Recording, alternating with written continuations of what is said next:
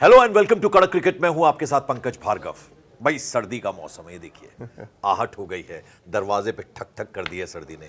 इसलिए यहां भी देखिए कौन है, शानदार जानदार लाजवाब बेमिसाल एकदम कड़क गजब के राजीव मिश्रा। तो देखिए भैया वो वक्त आ गया है जब दूसरा टेस्ट मैच कहां होना है, असम में, नॉर्थ ईस्ट में, गुवाहाटी। शानदार फिजा, शानदार जगह और क्रिकेट का खेल, और क्या चाहिए। लेकिन सर्दी तो इधर हमने डिक्लेयर कर दी, कहीं गर्मी है बहुत ज्यादा। पहला मैच हार चुके हैं कोलकाता में, बहुत ही एवरेज गेम खेला टीम इंडिया ने। लेकिन इस बार कुछ बदले बदले से बीसीसीआई है।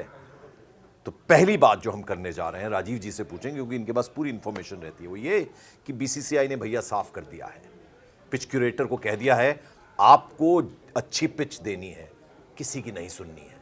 फिर वो चाहे गौतम गंभीर हो या कोई भी, आप जिस काम के लिए जाने जाते हैं, जो काम आपको बढ़िया से आता है, कोई कुछ कहे आपको किसी की नहीं सुननी है। ये होना ही था। होना भी था पंकज भाई, क्योंकि देखिए कहते हैं ना, दूध का जला जो है छाछ भी फूक फूक के पीता है। अब कोलकाता में जो इंसिडेंट हुआ और जिस तरह से वहाँ टोपी पहनाई गई, कभी पिच क्यूरेटर को लेके, पिच क्यूरेटर ने किसकी बात सुनी उसको लेके कहानी बनी, कभी गौतम गंभीर लाइमलाइट में है तो कभी सौरव गांगुली लाइमलाइट में है। लेकिन अंत में भारतीय क्रिकेट की छवि खराब हुई, बीसीसीआई की छवि खराब हुई कि 2 दिन में टेस्ट मैच खत्म हो गया और आप कंट्रोल नहीं कर पाए चीज़ें।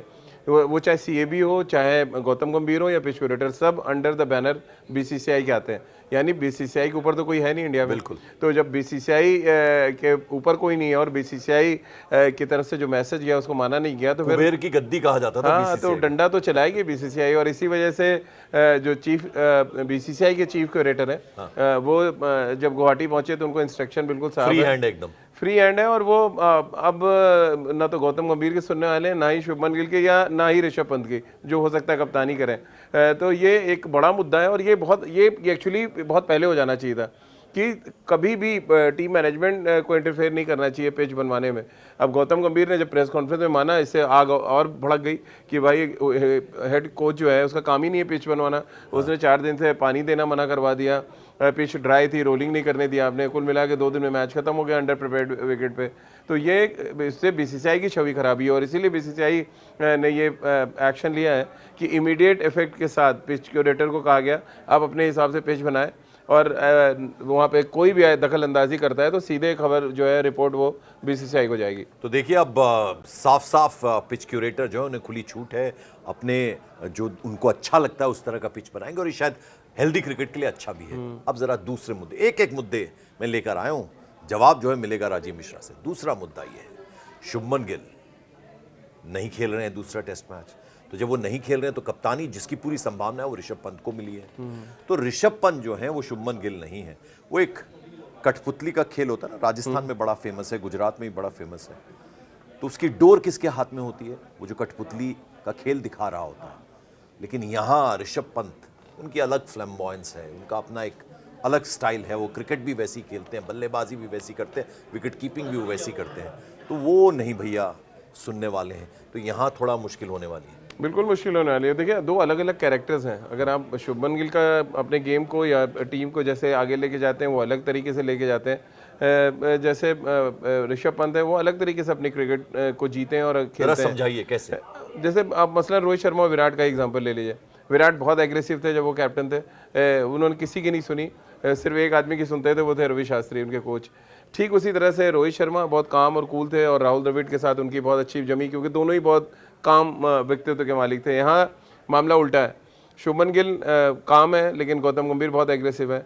और जब 2 एग्रेसिव लोग मिलेंगे, यानी ऋषभ पंत और मैं ऋषभ पंत को विराट की जगह देख रहा हूँ, क्योंकि विराट जैसी ही उनका फ्लैम्बॉयंस है और नेक्स्ट कोई कहते हैं poster boy Indian test cricket में है तो वो ऋषभ पंत है, जिस तरह से उन्होंने टेस्ट मैचेस जिताए हैं।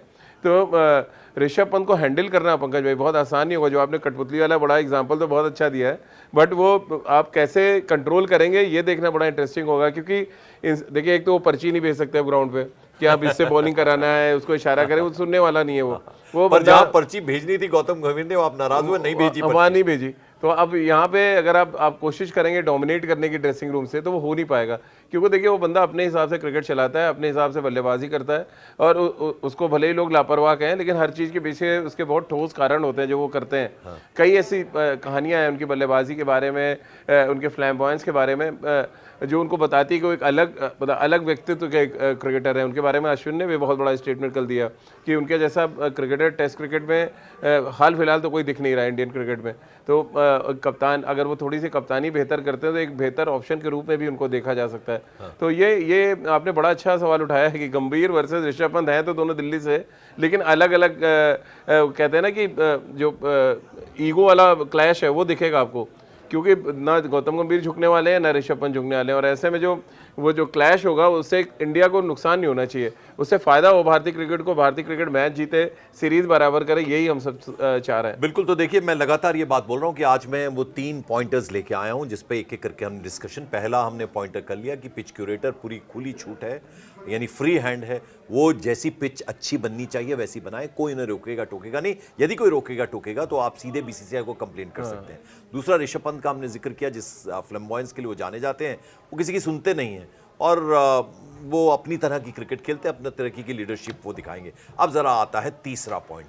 तीसरा पॉइंट क्या है? वो भी बहुत इंपॉर्टेंट पॉइंट है, यानी उसमें भी, उसके बारे में भी हमें बात करनी होगी। तीसरा पॉइंट क्या है राजीव, बताइए। तीसरा पॉइंट है कि देखिए, अगर शुभमन गिल अनफिट है और उनके फिटनेस को लेके क्वेश्चन मार्क है और सिर्फ 2 दिन बचे हैं टेस्ट मैच शुरू होने में, तो फिर आपने रिप्लेसमेंट अभी तक कोई अनाउंस नहीं किया है। बिल्कुल, लेफ्ट हैंडेड जितने भर्ती हैं, अगर नीतीश रेड्डी खेलेंगे तो एक और ऑलराउंडर आ जाएंगे। और जो रिजर्व में लोग बैठे हुए हैं वो भी दोनों लेफ्ट हैंडर्स हैं, साई सुदर्शन और देवदत्त पट्टिकर। तो ये भी पुअर प्लानिंग है कहीं ना कहीं। बिल्कुल पुअर प्लानिंग। और ये कहते हैं कि हमें और आपको बैठ के यहाँ पे लग रहा है कि यार एक राइट हैंडेड बैट्समैन हमें चाहिए, क्योंकि आप 6 या 7 लेफ्ट हैंडर नहीं खिला सकते। बॉलर परेशान होता है जब राइट लेफ्ट का कॉम्बिनेशन परेशान होता है, और ऐसे में 7 लेफ्ट हैंडर खिलाएंगे तो उनका जो स्पिनर है जिसने बहुत आपको परेशान किया हार्मर ने कोलकाता में, वो फिर आपको परेशान करेंगे, क्योंकि उनको ना अपनी लाइन बदलनी है ना लेंथ बदलनी है। आप एक जगह अगर आप बॉल डाले जा रहे हैं, आप कभी ना कभी गलती करेंगे और फिर आउट होंगे। तो थाली में सजा के मैच देना चाह रहे हैं तो फिर आप जैसे चाहे वैसे करें। लेकिन मुझे बड़ी हैरानी हो रही है कि अजीत अगरकर और गौतम गंभीर ने अभी तक कोई रिप्लेसमेंट नहीं मांगा है, और खासतौर से डोमेस्टिक क्रिकेट में इतने शानदार स्पिन खेलने वाले बैट्समैन हैं। वो सरफराज से, खैर उनकी जाति दुश्मनी मुझे लग रहा है तो उनका नाम ही नहीं आता है आजकल। सरफराज के अलावा अगर हम बात करें तो करुण नायर हैं, रजत पाटीदार हैं, ये सब स्पिन अच्छा खेलते हैं। तो इसमें कोई हर्ज नहीं था अगर आप टीम के साथ जोड़ देते। चलिए आप नहीं खिलाते, अलग बात है, आप टीम के साथ रखते हैं, एक ऑप्शन तो होता है आपके पास कि यार हमारे पास चलो 11 में करने के लिए कल के एक हमें प्योर बैट्समैन चाहिए टॉप 4 में, तो हम इनमें से किसी एक को इंक्लूड कर सकते हैं। अभी तक टिल नाउ आपने एक भी बल्लेबाज को नहीं कहा है कि आप गुवाहाटी पहुंचे। यानी एक बात तो साफ है कि जो आपके पास 15 है आप उसी में से 11 बनाएंगे। अब 15 भी नहीं बचे, अगर गिल इनफिट है तो आपको 14 में से 11 बनाने, और उन 14 में से अगर आपको 10 खिलाड़ी लेफ्ट हैंडेड हैं तो फिर आप क्या करेंगे? मजबूरी है आपको 7-8 खिलाने पड़ेंगे। तो ये मतलब लैक ऑफ प्लानिंग है, बिना सोचे समझे टीम बनाई जा रही है, बिना सोचे समझे मैच खेलने पहुंच जा रहे हैं। तो ये सारा बहुत गैर जिम्मेदाराना काम है, वो चाहे अजीत अगरकर चीफ सेलेक्टर हो या हेड कोच हो।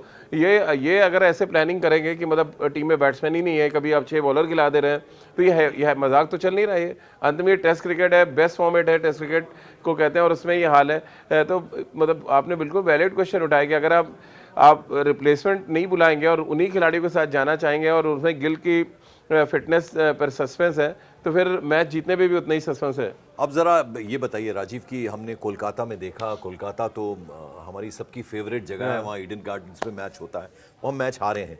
लेकिन यहाँ ब्रह्मपुत्र नदी है, समंदर है, वो ऐसी नदी है, गंगा माँ है, यमुना माँ है, ब्रह्मपुत्र भी वैसी ही है। तो उसकी जब हवा चलती है उससे होकर, तो गुवाहाटी का मैदान कैसा है, पिच कैसा करने वाली है, मौसम की कुछ भविष्यवाणी क्या कह रहा है मौसम, और मज़ा आएगा वहाँ पर भी? मज़ा तो बहुत आएगा। देखिए इसमें तो वेदर भी बहुत अच्छा है और बरसा पारा स्टेडियम है, लेकिन वहाँ पे क्योंकि वहाँ रिकॉर्ड्स बहुत ज़्यादा नहीं, क्योंकि पहला टेस्ट मैच हो रहा है पंकज भाई हिस्ट्री का उनके, वहाँ पे वनडे मैचेस हुए हैं, T20 हुए हैं, टेस्ट मैच पहली बार हो रहा है वहाँ पे। तो उसके लिए जो रेड सॉइल की पिच है, जो कैलकाटा में हुआ ब्लैक सॉइल थी, वहाँ पे बहुत अनइवन बाउंस हम सब ने देखा, और आपने देखा होगा कलर कैसा हो गया था पिच का। अब जो मैच हो रहा है बरसा पारा गुवाहाटी में, रेड सॉइल की पिच है और अच्छा बाउंस होता है, इवन बाउंस होता है, अनइवन नहीं होगा, और अच्छा सबके लिए मदद होती है अगर आपने सही से प्रिपेयर किया पिच। तो उसमें पेस बॉलर को भी मदद होगी, जो स्पिनर है उसको भी फायदा मिलेगा, और जो स्किलफुल बैट्समैन, स्किलफुल इसीलिए बोल रहा हूँ, ऐसा नहीं कि बैट्समैन खाली बोल दें, जो स्किल के साथ बैटिंग करेगा, जैसा टिम्बर बाउमा ने दिखाया करके, जैसा जसप्रीत बुमराह ने गेंदबाजी में करके दिखाया, जैसे हार्मर ने साउथ अफ्रीका के लिए किया। तो जब स्किलफुल क्रिकेटर्स आएंगे तो टेस्ट क्रिकेट का मज़ा बढ़ेगा। और टेस्ट क्रिकेट का मज़ा कोलकाता में इसलिए ख़राब हुआ कि उस सारा खेल तो पिच का था, खिलाड़ी ने कुछ किया ही नहीं। तो एक स्पोर्टिंग विकेट पे जब आप खेलेंगे और ये स्किलफुल क्रिकेटर्स आएंगे तो टेस्ट मैच का मज़ा बहुत बढ़िया हो जाएगा। दोनों खिलाड़ियों का आपने नाम लिया, उन्होंने कुछ मैदान में कुछ किया भी था, तो वो हम उसका जिक्र हम नहीं करेंगे, लेकिन वो नहीं होना चाहिए था। अब आप ज़रा ये बताइए कि मैं परसेंटेज की बात आपसे अक्सर करता हूँ, 60-40 है, 50-50 है, या उनका मोराल बहुत हाई है, पहला मैच जीते तो बहुत फ़र्क पड़ता है उससे? देखिए, हम इससे भी पहले कई बार पंकज भाई पहला मैच हारे हैं और फिर हमने सीरीज़ में वापसी की, हमने जीता। आपको याद होगा इंग्लैंड अभी हाल में ही हम पहला टेस्ट मैच हार गए वहाँ पे, लेकिन फिर उसके बाद हमने कमबैक किया और सीरीज़ बराबर की। उससे पहले और भी तमाम ऐसे मौके इंडिया में ही है जब हम पहला टेस्ट मैच हारे, फिर हमने कमबैक किया और हमने सीरीज़ जीता है।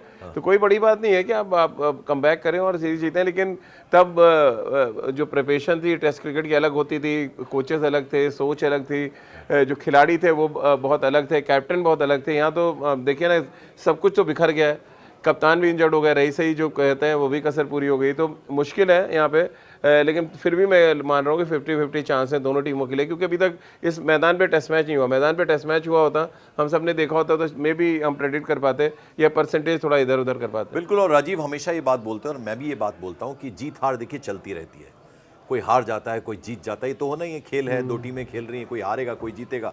लेकिन अगर हार भी रहे हैं तो आपने अपना बेस्ट दिया, पॉलिटिक्स नहीं हुई, मैदान पे अच्छा खेल हुआ, वो हम सब चाहते हैं, वो इंडियन क्रिकेट फैंस चाहते हैं। और ऐसी गेम होनी चाहिए, 50-50 है, यानी हम भी जीत सकते हैं, साउथ अफ्रीका भी जीत सकता है, लास्ट में अच्छा क्रिकेट होना चाहिए। गुवाहाटी का मैदान है असम में, खूबसूरत मैच हो, ये हम सब चाहते हैं।